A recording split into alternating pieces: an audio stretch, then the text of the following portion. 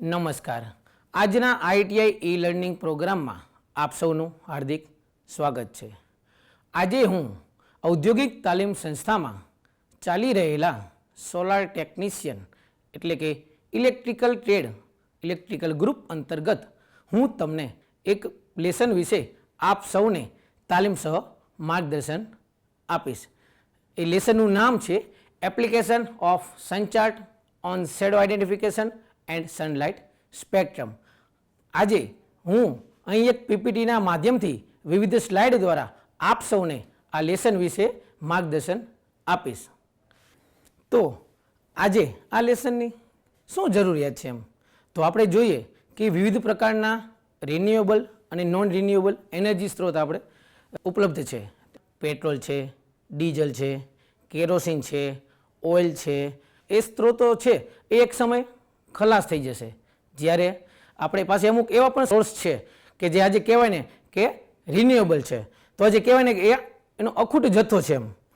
જેમ કે આપણે જોઈએ તો કે વાઇન્ડ એટલે કે પવન, તો એ પવન છે એ ક્યારેય ખૂટવાનો નથી. બીજું જોઈએ તો કે સોલાર, તો આપણે સન જે સૂર્યશક્તિ છે તો એ સૂર્યનું અસ્તિત્વ તો ખત્મ થવાનું જ નથી, કારણ કે જો સૂર્યનું જો અસ્તિત્વ નહીં હોય તો આપણે જ રહી શકવાના નથી.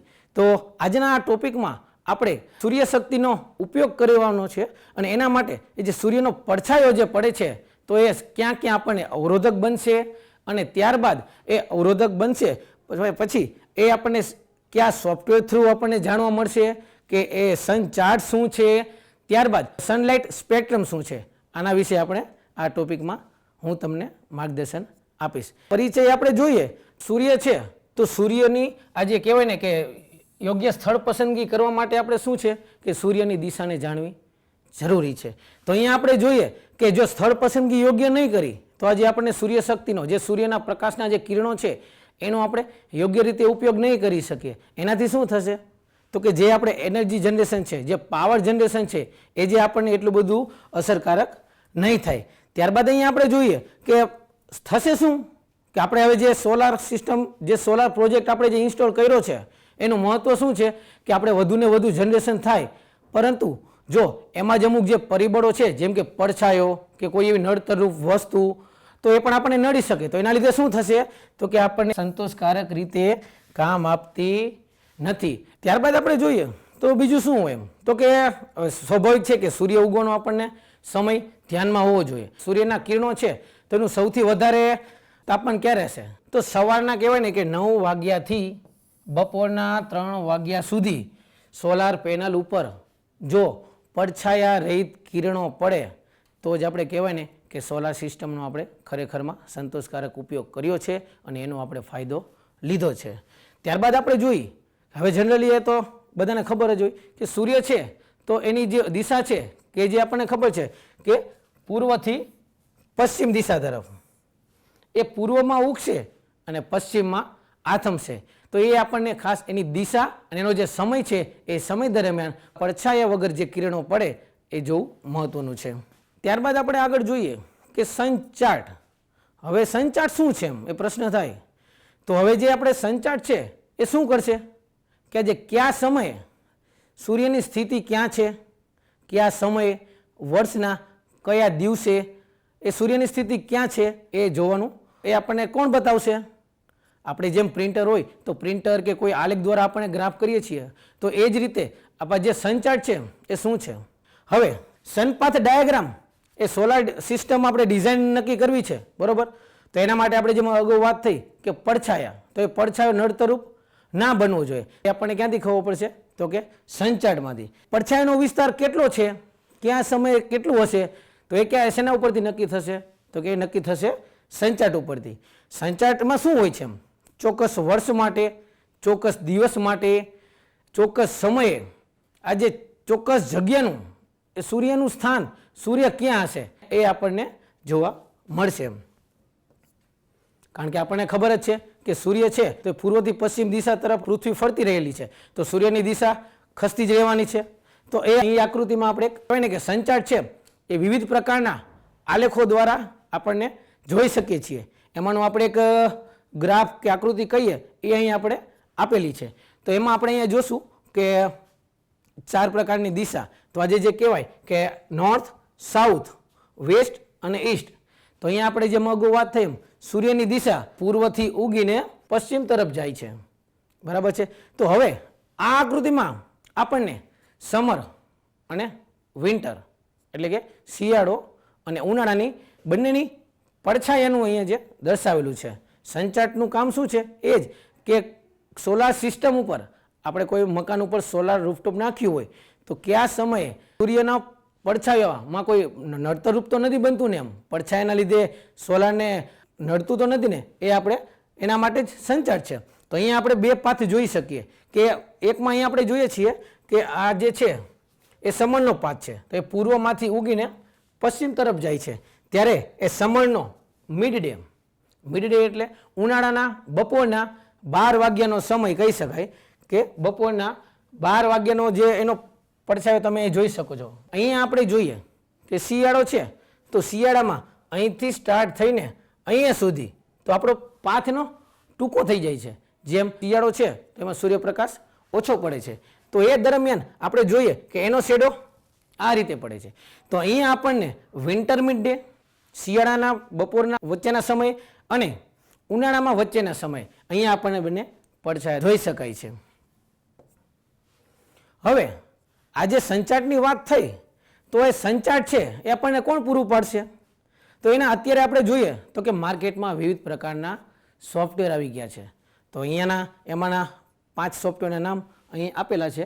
તો એમાં આપણે જોઈએ પેલું તો કે ઓટોડેસ્ક ઇકોટેક એનાલિસિસ, બીજું એક સોફ્ટવેર છે મેટોનોમ, ત્યારબાદ ત્રીજું એક સોફ્ટવેર છે શેડો એનાલાઇઝર, ત્યારબાદ ચોથું છે સોલાર પાથફાઇન્ડર અને last one PV planar.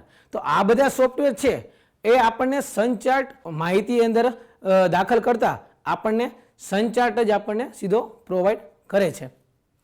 Next આપણે આગળ જોઈએ તો એમાં જોઈએ કે હવે આપણો જે મેઇન ટોપિક જ હતો કે છાયાની ઓળખ, જે શેડો આઈડેન્ટિફિકેશન છે એને જ આપણે કહેવાય ને કે એના માટે સંચાટ ક્યાં ક્યાં જરૂરી છે એ જ આપણે જોવાનું છે, બરાબર. તો અહીંયા હવે આપણે જોઈએ કે છાયાની ઓળખ માટે આપણે સંચાટની ઉપયોગિતા જોવી હોય તો તેમાં આપણે જોઈએ તો અત્યારે સીધું ને સાદું આપણે સોલાર પેનલની જે રૂફટોપનો જે સરકારશ્રી દ્વારા યોજના છે તો એમાં અત્યારે આપણને જોવા મળે છે કે સોલાર પેનલની ગોઠવણી, તો એમાં જે સોલારની પેનલને કઈ રીતે ગોઠવવી છે, બરાબર, એના માટે પણ એ આપણને સંચાટ ઉપરથી ધ્યાનમાં આવશે. ત્યારબાદ જોઈએ તો કે મકાન ડિઝાઇન કરતી વખતે જેમ કે આપણે જોઈએ કે આજે કોઈ મકાન છે તો એ મકાનની અંદર કોઈ પ્લાન બનાવડાયા વગર આપણે મકાન બનાવી દઈએ, ઉત્તર દક્ષિણ દિશા જોયા વગર જો આપણે મકાન બનાવી દઈએ તો એમાં શું થશે કે અમુક સમયે એ સૂર્યનો જે પ્રકાશ છે એ ઘરની અંદર ના પડે, એના માટે આપણને ધ્યાનમાં છે કે આપણે અમુક વાર હવા ઉજાસ માટે ગેલેરી કે એ રીતે રાખીએ છીએ. તો એ શેના માટે? તો કે દિવસ દરમિયાન આપણને આપણા રૂમની અંદર, આપણા મકાનની અંદર પૂરતો સૂર્યપ્રકાશ મળી રહે. તો મકાનની ડિઝાઇન કરવા માટે પણ સંચાટની જરૂર તો પડશે જ. ત્યારબાદ જોઈએ તો કે મેદાનોની ડિઝાઇન કરતી વખતે જ્યારે આપણે મેદાનો છે ખુલ્લો ભાગ, બરોબર, તો એ મેદાનની અંદર જે ખુલ્લો ભાગ હશે તો એની ફરતી તો બિલ્ડિંગ હશે જ, બિલ્ડિંગ હશે, ઇમારત હશે, મકાન હશે, વૃક્ષો હશે કે પછી કોઈ ટાવર હશે. તો એ બધાનો પડછાયો છે તો એ પડછાયો આપણે સોલાર સિસ્ટમ છે એના ઉપર ન પડે એ પણ જોવું પડે, કારણ કે મેદાન હશે, મેદાનની તો અમુક સીમિત હશે, મેદાનની ફરતે તો કંઈક ને કંઈક દિવાલ કે કંઈક ને કંઈક તો હશે જ. તો ત્યાં પણ આપણને કહેવાય ને કે છાયા ઓળખ માટે સંચાટની ઉપયોગિતા દેખાય છે. ત્યારબાદ આપણે જોઈએ કે સોલારના અન્ય પ્રોજેક્ટ પણ છે, બરાબર. તો દાખલા તરીકે આપણે જોઈએ તો સોલાર વોટર હીટર, એમાં પણ આપણને ધ્યાનમાં છે કે જે કાચની એ ટ્યુબ દ્વારા આ જે પાણીને રેડિયેશન દ્વારા ગરમ કરીને સોલાર વોટર હીટર આપણને ગરમ પાણી પૂરું પાડે છે. જેમ solar rooftop, solar water heater, ત્યારબાદ છે બાયોગેસ ડાયજેસ્ટર, બરાબર. તો હવે બાયોગેસ ડાયજેસ્ટર એ પણ આપણને ધ્યાનમાં જ છે.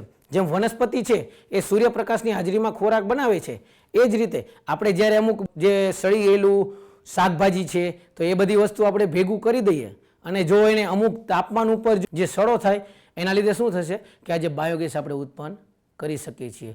તો સાથે સાથે અહીંયા આપણે જોયા છાયા ઓળખ માટે સંચારની ઉપયોગિતા. તો આગળની સ્લાઇડમાં આપણે શેડો એનાલિસિસ છાયાની ઓળખ માટે સંચાર્ટની શું ઉપયોગિતા છે એ આપણે જોયું. તો આગળની સ્લાઇડમાં આપણે શું જોયું કે છાયાની ઓળખનો ઉપયોગ કરવા માટે સંચાર્ટ કેવી રીતે ઉપયોગી થઈ શકે છે. તો હવેની સ્લાઇડમાં આપણે શું જોશું તો કે સોલાર પ્રોજેક્ટ સંબંધિત ઉપયોગિતા. હવે સોલાર પ્રોજેક્ટમાં આપણે ઉદાહરણ તરીકે સમજવા માટે એક લઈ કે સોલાર રૂફટોપ, બરાબર, કે જે સરકારશ્રી દ્વારા યોજના આવેલ છે. તો એમાંના માટે આપણે જોઈએ તો પેલું છે સ્થળ પસંદગી. તો હવે સ્વાભાવિક રીતે છે કે મારે મારા ઘરે સોલાર રૂફટોપ નાખવું છે તો એના માટે સ્થળ પસંદગી કરવી જ પડે. જેમ કે આપણે જોઈએ કે મારું છત છે એ લંબાઈમાં પહોળાઈમાં કેવડું છે, ત્યારબાદ મારે જે પેનલની ગોઠવણી કરવાની છે એ કઈ રીતે ગોઠવણી કરવું, બરાબર. કારણ કે જો મારે જો જે લંબાઈ મુજબ છત લાંબી હશે તો મારે એક જ લાઇનમાં એક જ પટ્ટામાં 6x6 કે જે આપણી સોલાર પેનલની જરૂર છે એ સમાઈ જશે. પરંતુ જો એ જોઈતી લંબાઈ નહીં હોય તો મારે એને 2x2 કે 3x3 એ રીતે મારે પેનલને ગોઠવવી પડશે.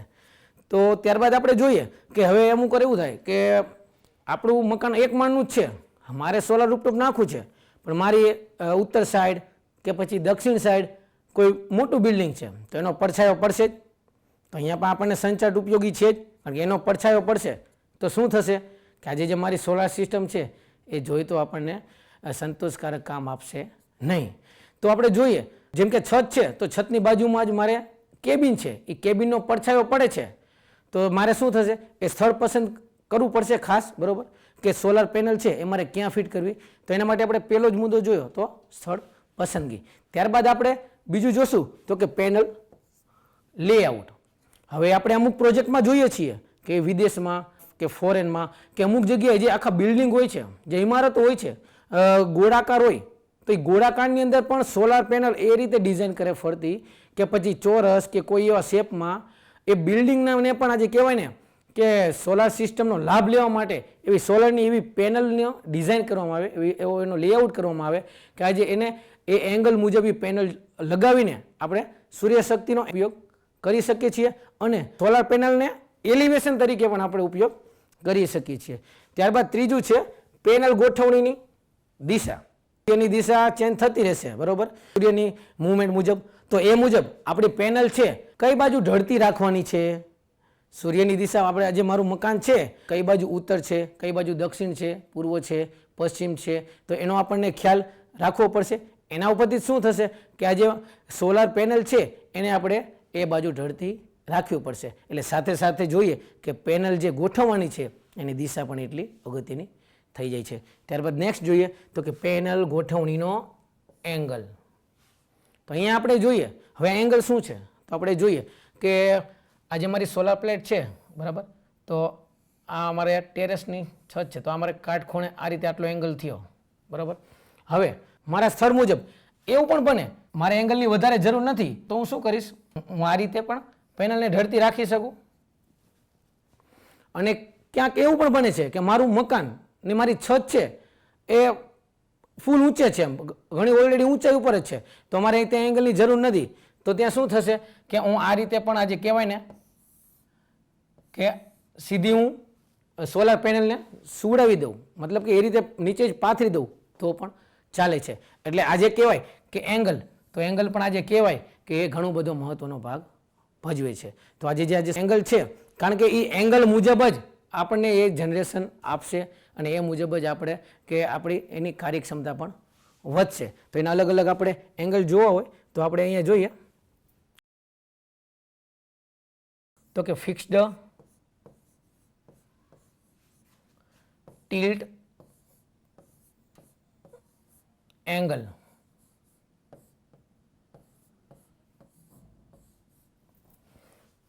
તો આમાં શું આવશે, હવે આમાં શું થશે, આજે મારી જે સોલાર છે, બરાબર, એમાં મારી આજે પેનલ લગાવેલી છે એનો એંગલ શું થઈ જશે તો કે ફિક્સ થઈ જશે. આમાં હું એંગલ ચેન્જ કરી શકીશ નહીં.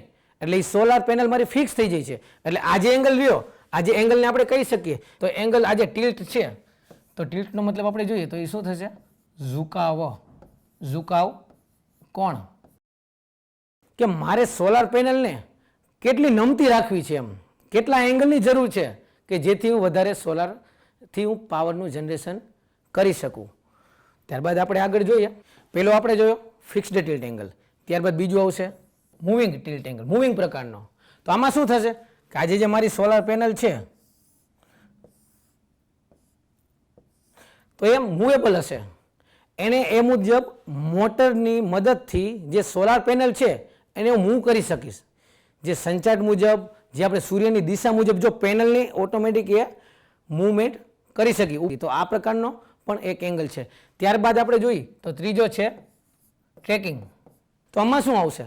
તો આજે આપણું અમુક આપણે મોટા પ્રોજેક્ટ જોઈએ તો અમુક ખેતરો છે તો એ ખેતરની અંદર આજે કહેવાય ને કે આજે પ્લેટ છે એ ઉપર, નીચે, લેફ્ટ, રાઈટ ચારે દિશામાં આજે જે સૂર્ય જેમ મૂવમેન્ટ આપે છે એ મુજબ આખું સૂર્યની દિશાને ટ્રેક કરીને આજે એ સોલારની પેનલને ચારે પણ દિશામાં જે સૂર્યની સ્થિતિ એ મુજબ ફેરવી શકે છે. તો ટોટલ આપણે અહીંયા 3 પ્રકારના એંગલ જોયા: fixed tilt angle, moving tilt angle અને લાસ્ટ વન ટ્રેકિંગ એંગલ. ત્યારબાદ આપણે એંગલ પછી બીજું જોઈએ તો શું આવશે? તો કે પેનલ સ્ટ્રક્ચરનો પ્રકાર. કે હવે સ્ટ્રક્ચર, હવે એ સ્ટ્રક્ચર કઈ રીતે ડિઝાઇન થશે? તો એ જ રીતે એંગલ જોયો તો હવે જે એંગલ જે થશે બરોબર, તો એંગલ મુજબ જ તે મારી એની હાઇટ વધઘટ થઈ જશે. એ મુજબ કે નીચે પોલ પણ આવશે કે કેટલી ઝૂકેલી રાખવી છે, એને પેનલ સ્ટ્રક્ચર કે કેટલા એંગલ ઉપર રાખવું છે. ત્યારબાદ આપણે જોઈએ તો જેમ વાત થઈ ને એમ કે એંગલ મુજબ એ રાખવું છે તો એ મુજબ અલગ અલગ પ્રકારની પેનલને ડિઝાઇન કરવામાં આવે છે. અત્યાર સુધી આગળની સ્લાઇડમાં આપણે શું જોયું? તો કે શેડો એનાલિસિસ. શેડો એનાલિસિસ મતલબ પડછાયાનો જે વિશ્લેષણ છે એ પડછાયો કેટલા ભાગમાં પ્રસરાય છે તો એના આપણે ફાયદા જોયા. હવે આપણે અહીં આગળ જોશું કે શેડો એનાલિસિસ કરવાથી જે મારી જે સોલાર સિસ્ટમ છે, સોલાર મારો પ્રોજેક્ટ છે કે જે કંઈ મેં સોલાર સિસ્ટમ ઇન્સ્ટોલ કરી છે તેમાં ક્યાં ક્યાં મેઇનલી ફાયદા થાય. તો આપણે અહીંયા જોઈએ તો કે ઉર્જાના ઉત્પાદનમાં સીધો વધારો થાય. અત્યારે આપણને ધ્યાનમાં છે સરકારશ્રી દ્વારા સોલાર રૂફટોપ યોજના છે. આપણે એનર્જી જે યુનિટ જનરેટ થાય છે એ યુનિટ જો આપણા વપરાશ કરતાં વધારે હોય અને એ જમા થાય અને જો આપણે સરકારને જમા કરીએ તો એ યુનિટ દીઠ આપણને અત્યારે 2.15 કે 2.25 પર યુનિટ સરકારશ્રી આપણને એક યુનિટના 2.15 થી 2.25 આજુબાજુમાં આપણને રૂપિયા એના જમા આપે છે. હવે તો પછી આપણે જે એનો જે નડતર રૂપ તરીકે જે પડછાયો છે એને તો આપણે જોવો જ પડે. નહીં તો જે પડછાયાનું જ આપણે નહીં જોઈએ તો આપણે જે યુનિટ જે વધારે જનરેટ થવાના છે એ થશે નહીં અને ક્યારેક આપણા વપરાશ કરતાં પણ જો ઓછા યુનિટ જનરેટ થશે તો આપણે બિલ ભરવું પડશે. ત્યારબાદ આપણે બીજું જોઈએ તો કે સોલાર સિસ્ટમ એની કાર્યક્ષમતામાં વધારો કરે છે. બરાબર, એની કાર્યક્ષમતા જેનું જે કહેવાય આપણે જનરેશન છે આપણે એની એફિશિયન્સી રેશિયો આવે કે જે અમુક સોલાર પેનલ છે તો એ સોલાર પેનલમાં શું થશે કે અમુક સમયાંતરે એની એફિશિયન્સી સ્ટાર્ટિંગમાં 99 પોઈન્ટ સમથિંગ હશે, ત્યારબાદ 98, અમુક 5-7 વર્ષ થઈ જશે તો પછી શું થશે કે એની એફિશિયન્સી અમુક વર્ષો બાદ ઘટતી જશે. પરંતુ જો આપણે એ સોલાર પેનલનું યોગ્ય મેન્ટેનન્સ કરી 15 દિવસે 20 દિવસે એને બ્રશ દ્વારા એની સાફ સફાઈ કરીએ કે એની કાર્યક્ષમતામાં વધારો કરી શકીએ છીએ અને વધારે યુનિટ જનરેટ કરી શકીએ છીએ. અને મેઇન એટલે કે એને આયુષ્ય મર્યાદા. સોલાર પેનલને જો યોગ્ય રીતે સ્થળ પસંદગી કરી યોગ્ય દિશા યોગ્ય એંગલ મુજબ આપણે ઇન્સ્ટોલ કરીએ તો આજે કહેવાય ને કે એની આયુષ્ય મર્યાદા એટલે કે એની લાઈફમાં વધારો થાય છે અને એટલી જ આપણને એ સોલાર સિસ્ટમ આપણને કામ આપે છે. તો અહીંયા આપણો જે લેસન હતો application of sun chart on shadow identification and sunlight spectrum એનો એક પાર્ટ એટલે કે જે શેડો એનાલિસિસ જે આજે કહેવાય કે સંચાર્ટની મદદથી પડછાયાનું વિશ્લેષણ છે તો એના આપણે કહેવાય ને કે ઉપયોગો જોયા કે એના શું શું ફાયદા છે. તો એના પછીનો હવે બીજો ટોપિક એ છે સૂર્યપ્રકાશ સ્પેક્ટ્રમ જેને આપણે કહીએ છીએ સનલાઇટ સ્પેક્ટ્રમ. તો આ શું છે એમ કે સૂર્યપ્રકાશ એ શું છે એમ દેખાય તો છે પણ એ છે શું, કઈ રીતે અહીંયા આવે છે, એ શેનો બનેલો છે એમ, એ શું છે એમ. તો આપણે અહીંયા જોઈએ કે આજે સૂર્યના સૌથી બહારના 400 કિલોમીટર એક પાતળું સ્તર છે જેને આપણે કહીએ છીએ ફોટોસ્ફિયર હવે એ સૂર્યના બહારના સ્તરની અંદર ઉચ્ચ તાપમાન હોય છે, એટલે આજે કહેવાય કે ઊંચા તાપમાનના કારણે પ્રકાશના કિરણોનું ઉત્સર્જન થાય છે. ક્યાં? તો કે આજે કહેવાય કે ફોટોસ્ફિયરની અંદર. હવે એ છે પ્રકાશ, એ શું છે? તો કે એક પ્રકારના એ કહેવાય કે ફોટોનના કણોના તરંગ સ્વરૂપે એને કહી શકાય. આજે જે કિરણ છે એ શું છે? તો કે ફોટોનના એક પ્રકારનું તરંગ છે, એ પૃથ્વી સુધી પહોંચે છે અને આપણને પ્રકાશ મળે છે. તો એને આપણે કહી શકીએ છીએ સનલાઇટ સ્પેક્ટ્રમ તરીકે. મતલબ કે જે ફોટોન કણોના તરંગ સ્વરૂપે પૃથ્વી સુધી પહોંચે છે એને આપણે કહી શકીએ છીએ સનલાઇટ સ્પેક્ટ્રમ, એટલે કે સૂર્યપ્રકાશ સ્પેક્ટ્રમ. જે પ્રકાશ છે એનું જે વિશ્લેષણ થાય છે અને પ્રકાશના જે કિરણો છે એ કિરણો કયા કયા પ્રકારના હોય છે એના વિશે આપણે આગળ જોઈએ. તો અહીંયા આપણે જોશું કે ટોટલ આપણે 3 પ્રકારના કિરણો, તેમાં પેલું છે દ્રશ્યમાન પ્રકાશ, તો જેને આપણે કહી શકીએ તો કહેવાય કે વિઝ્યુએબલ લાઇટ્સ. વિઝ્યુએબલ લાઇટ્સ, બરાબર. તો પ્રકાશના તરંગો છે એ શેમાં માપવામાં આવશે? તો કે નેનોમીટરમાં. નેનોમીટર. તો આનો જે યુનિટ છે એને આપણે દર્શાવીએ છીએ. તરંગ લંબાઈ શેમાં મપાશે? તો કે nm, નેનોમીટર. તો આજે જે દ્રશ્યમાન પ્રકાશ છે તો એ પ્રકાશની તરંગ લંબાઈ કેટલી હશે?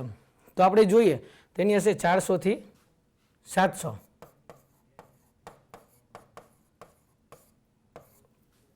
ત્યારબાદ ઇન્ફ્રારેડ એટલે કે અગોરક્ત કિરણો, બરાબર. તો એની તરંગ લંબાઈ કેટલી હશે? તો કે ગ્રેટર ધેન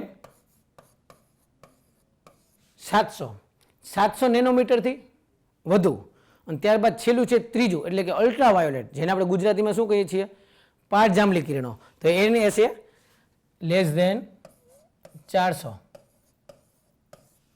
દ્રશ્યમાન પ્રકાશની તરંગ લંબાઈ હશે 400 થી 700 નેનોમીટર.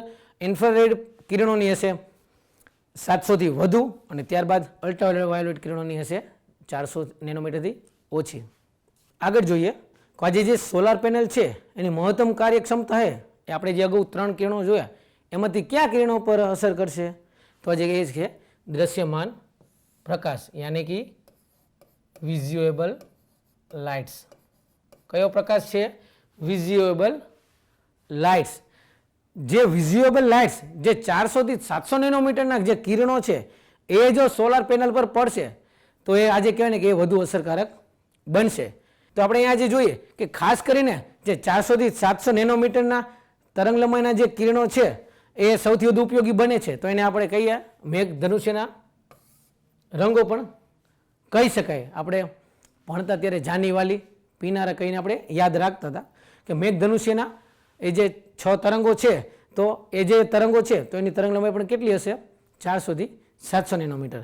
હવે તો દ્રશ્યમાન પ્રકાશનો જ આપણે ઉપયોગ કરી શકીએ. જે અલ્ટ્રાવાયોલેટ છે એ કિરણોનો આપણે ઉપયોગ ના કરી શકીએ? કરી શકીએ. તો એના માટે આજે શું કહેવાય કે ખાસ બનાવટની પેનલની જરૂર પડશે. જો ખાસ પ્રકારની આપણે પેનલ બનાવીશું તો ઇન્ફ્રારેડ અને અલ્ટ્રાવાયોલેટ પ્રકાશનો ઉપયોગ કરીને પણ આજે આપણે વિદ્યુત ઉર્જા ઉત્પન્ન કરી શકીએ છીએ. તો હવે અહીં આપણે જે આગળ જે સૂર્યપ્રકાશના જે કિરણોનું વિશ્લેષણ છે તો એ 3 કિરણોને આપણે આગળ ડીપમાં જોઈએ. તો પહેલું છે દ્રશ્યમાન પ્રકાશ. તો એની તરંગ લંબાઈ છે 400 થી 700 નેનોમીટર. હવે આની અંદર આપણે જોઈએ કે 400 થી 700 નેનોમીટરમાં જે ઓલા મેઘધનુષ્યના જે કલર છે એમાંથી જે લાલ કલર છે, બરોબર, એ જે લાલ કલરના 700 nmના પ્રકાશના કિરણો હશે એ સોલાર પેનલ ઉપર જો વધારે પડશે તો એ વધુ કાર્યક્ષમ થશે. એટલે કે સોલાર પેનલ છે એ શેની બનેલી હોય? તો કે અર્ધવાહક. ઉદાહરણ તરીકે સિલિકોન, જર્મેનિયમ, આ બંને અર્ધવાહક ધાતુ છે એની સોલાર પેનલ બનેલી હોય છે. હવે એ જો સોલાર પેનલ છે એ લાલ રંગના 400 થી 700 નેનોમીટરના પ્રકાશના તરંગોનું શોષણ એ સારી રીતે કરી શકશે. ત્યારબાદ બીજું છે અગોરક્ત કિરણો એટલે કે ઇન્ફ્રારેડ કિરણો, બરાબર. તો એમાં શું છે? તો કે એની જે તરંગ લંબાઈ છે એ 700 નેનોમીટરથી વધુ છે. હવે આપણે જો આ ઇન્ફ્રારેડ કિરણો એટલે કે અગોરક્ત કિરણોનો ટેકનોલોજીનો ઉપયોગ કરીને જો એ પેનલ બનાવવામાં આવે તો એનાથી શું થશે? વધુ ઉર્જા ઉત્પન્ન કરી શકાશે. એના દ્વારા આપણે ઇન્ફ્રારેડ લાઇટનો પણ ઉપયોગ કરી શકીએ છીએ. જે દ્રશ્યમાન પ્રકાશ છે એના જે 400 થી 700 નેનોમીટરના તરંગ છે એ જ વધારે પડે છે, પણ જ્યારે આપણે જો એનાથી પણ વધારે ઉપયોગ કરવો હોય તો એના માટે સ્પેશિયલ અલગ પેનલ બનાવવી પડે. શેના માટે? ઇન્ફ્રારેડ કિરણોનો ઉપયોગ કરવો હોય તો. ત્યારબાદ આપણે આગળ જોઈએ. હવે પણ થશે કેવું કે દ્રશ્યમાન પ્રકાશ છે જે બરોબર, તો એના કરતાં પાછા આજે અઘોરક કિરણોની ફોટોન દીઠ ઉર્જા રહી એ પાછી દ્રશ્યમાન પ્રકાશ કરતાં કેવી હોય છે? ઓછી હોય. એટલે આજે કહેવાય ને કે વિદ્યુત ઉત્પાદનમાં પાછું જે અઘોરક કિરણો છે એનું યોગદાન પણ ઓછું થઈ જાય છે. ત્યારબાદ ત્રીજું છે પાટજાંબલી એટલે કે અલ્ટ્રાવાયોલેટ કિરણો. તો આ પ્રકારના જે કિરણો છે એ જે સોલાર પેનલ છે તો એની ઉપર જે એના રક્ષણ માટેનું જે લેયર છે એના દ્વારા જ શોષવામાં આવે છે. એટલે આ જે લેયર છે તો એ આ કિરણો એટલા બધા અસરકારક કરતા નથી, અને આ પ્રકારના કિરણોની તરંગ લંબાઈ પણ કહેવાય કે 400 નેનોમીટરથી ઓછી હોય છે. અને કહેવાય કે સોલાર પેનલ પર આજે વધુ વિદ્યુત ઉત્પાદન બાબતે આવા કિરણોની અસરકારકતા ઓછી થઈ જાય છે. હવે અહીંયા આપણે ત્રણેય પ્રકારના કિરણો જોયા. હવે ઉપરોક્ત પૈકી કયા પ્રકારના પ્રકાશ કિરણો છે એ સોલાર પેનલ દ્વારા શોષણ થશે એ કોણ નક્કી કરે? તો કે જે સોલાર પેનલ જે બનેલી છે એનું મટીરિયલ એટલે કે એનું રો મટીરિયલ. જેમ હમણાં મેં વાત કરીને કે સોલાર પેનલ છે એ જર્મેનિયમ સિલિકોનમાંથી જેવી અર્ધવાહક ધાતુમાંથી બને છે, ત્યારે આજે એ કહેવાય ને કે એનું મટીરિયલ કયું છે? સોલાર પેનલ છે તો એની અલગ અલગ બનાવટ મુજબ એના પ્રકાર જોઈએ તો પેલું છે મોનોક્રિસ્ટિલાઇન, બીજું છે પોલીક્રિસ્ટિલાઇન અને ત્રીજું છે થિન ફિલ્મ.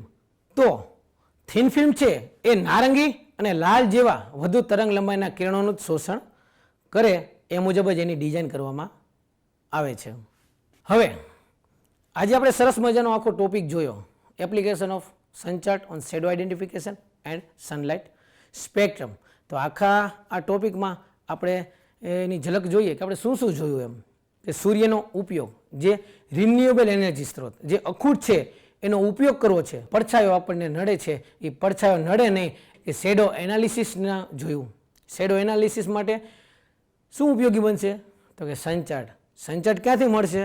તો એ મળશે આપણને સોફ્ટવેરથી. તેના અલગ અલગ પ્રકારના સોફ્ટવેર જોયા. સનચાર્ટ ઉપરથી આપણને ખબર પડે કે અહીંયા પડછાયો નડતરૂપ બને છે. આ જે ખુલ્લું મેદાન હોય કે ફરતી ઇમારત હોય, વૃક્ષ હોય, બિલ્ડિંગ હોય, ટાવર હોય, તો એ આપણને નડે છે. તો એના માટે આપણને સનચાર્ટ ઉપયોગી પડે છે કે કયા સ્થળે કયા દિવસે કેટલા વાગે આપણને એ પડછાયો કેટલો નડતરૂપ બને છે અને એ મુજબ આપણે સોલાર સિસ્ટમ ડિઝાઇન કરી શકીએ છીએ.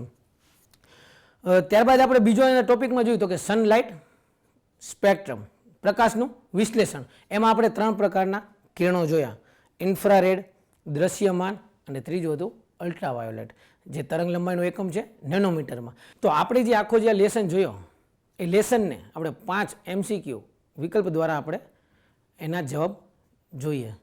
તો પહેલું છે સનચાર્ટનો મુખ્ય ઉપયોગ શું છે? ઓપ્શન એ છે મોસમની આગાહી માટે. મોસમનું તો આપણે આમાં આખા ટોપિકમાં ક્યાંય આવ્યું નથી.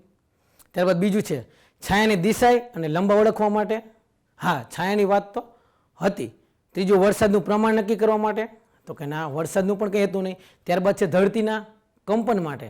તો એવું પણ હતું નહીં. તો અહીંયા આપણો જવાબ શું બનશે? ઓપ્શન બી, છાયાની દિશા અને લંબાઈ ઓળખવા માટે. જે આપણે ગ્રાફમાં જોયું જ હતું કે સમર અને વિન્ટર બંનેના આપણે મિડ ડેના જે પડછાયા જોયા કે પડછાયામાં કેટલો ફરક હતો. ત્યાર પછીનો બીજો MCQ છે સંચાર્ટ પર દેખાતી વક્ર રેખાઓ શું દર્શાવે છે? ઓપ્શન એ છે પવનની દિશા. પવનને કંઈ લેવા દેવા જ નથી, તો ઓપ્શન એ નહીં આવે. ઓપ્શન બી બિલ્ડિંગની ઊંચાઈ. બિલ્ડિંગની ઊંચાઈ એ પણ ખાલી ઊંચાઈ તો ના જ આવી શકે. ત્રીજું સૂર્યનું સ્થાન, સમય અને તારીખ પ્રમાણે જે સંચાર્ટ બતાવતું હતું, તો આ ઓપ્શન આવી શકે.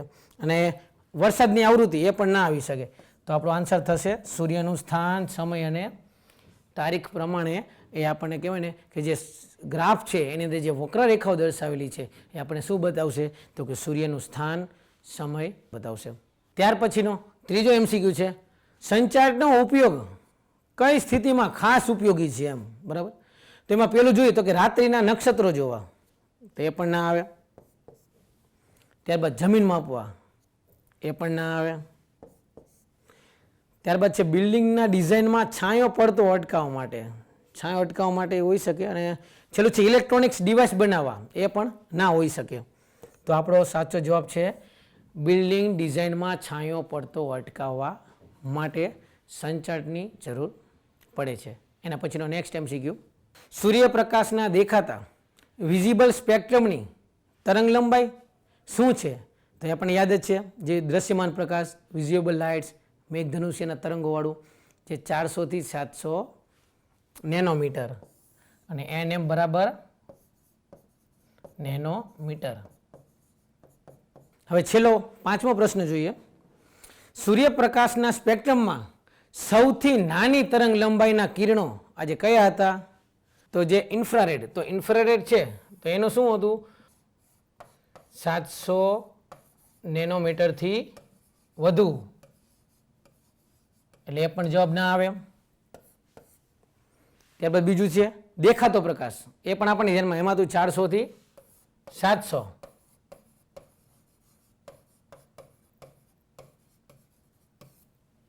અને ત્યારબાદ છે અલ્ટ્રાવાયોલેટ, એ સૌથી ઓછા કહી શકાય,